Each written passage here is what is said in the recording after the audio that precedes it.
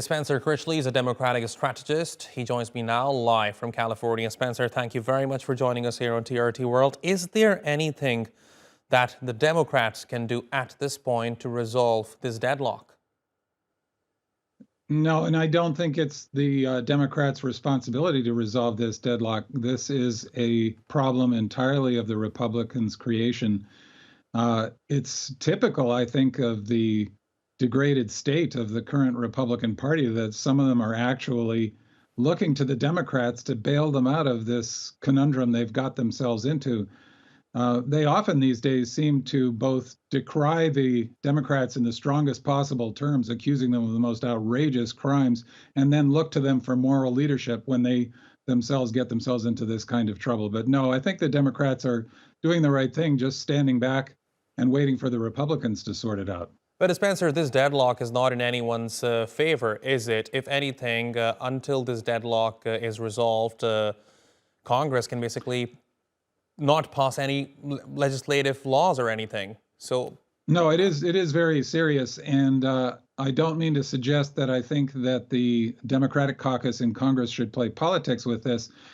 In more reasonable times, with a more functional Republican Party that still had some kind of moral compass, there would be a role to play to look for some kind of bipartisan solution, because there's nothing to prevent Democrats from doing some kind of trade with the Republicans to choose some presumably Republican speaker in exchange for agreements on committee chairmanships and that sort of thing.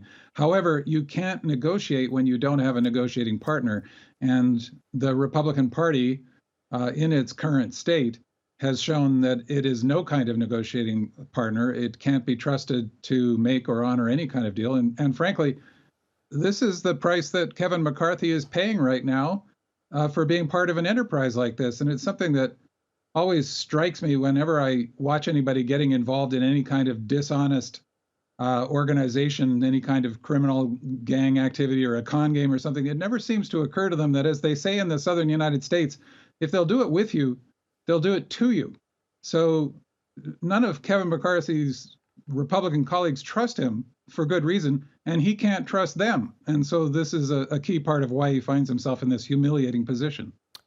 Spencer, before I let you go, I want to ask you a question which is perhaps on many people's mind at this point, especially those who are outside the United States. What does this mean for the wider political spectrum of the United States? I think that the rest of the world, frankly, is right to be concerned about the health of American democracy and Western democracy in general. I do not by any means think that that means democracy can't work. I think that the United States and other well-established democracies have long since demonstrated that, for all its flaws, democracy is by far the best political system that humanity has ever come up with.